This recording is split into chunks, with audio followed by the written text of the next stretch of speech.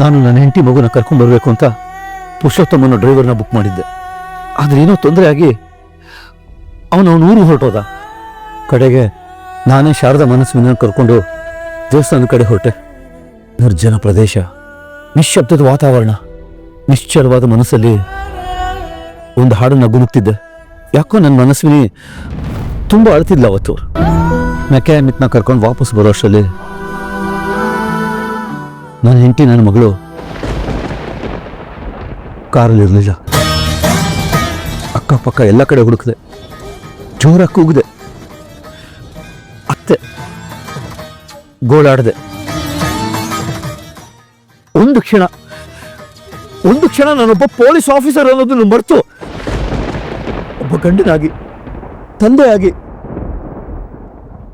ತುಂಬಾ ಹಿಂಸೆ ಅನುಭವಿಸ್ಬಿಟ್ಟೆ.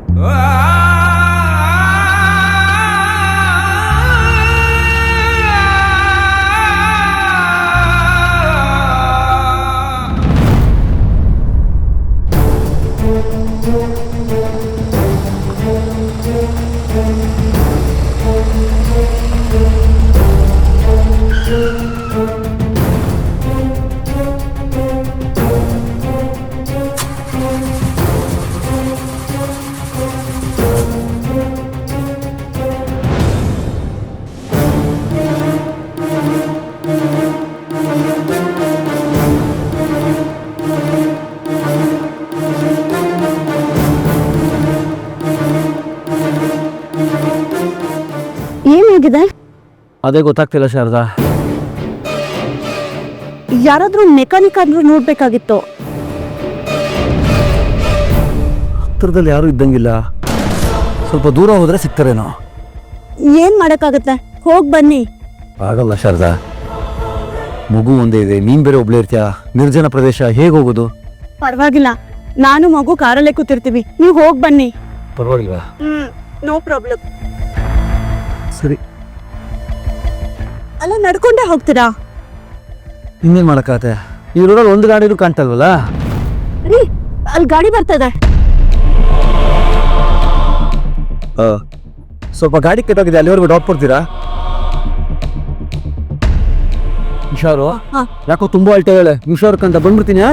ಹುಷಾರು, ತಾರಲ್ಲೇ ಕೂತಿರು.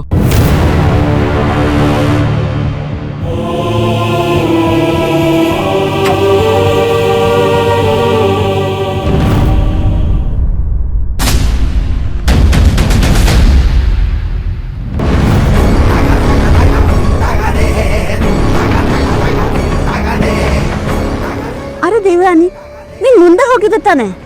ಇಷ್ಟೊತ್ತಾಗ್ಲೇ ದೇವಸ್ಥಾನ ತಲುಪಿರ್ಬೋದು ಅನ್ಕೊಂಡೆ. ನೀನೇನು ಇಲ್ಲಿ? ಋಣ ತೀರ್ಸೋದಿತ್ತು, ಅದಕ್ಕೆ ಬಂದೆ ಶಾರದಾ. ಋಣನಾ? ಯಾವ ಋಣ ದೇವಿಯಾನಿ? ತುಂಬ ಇದೆ,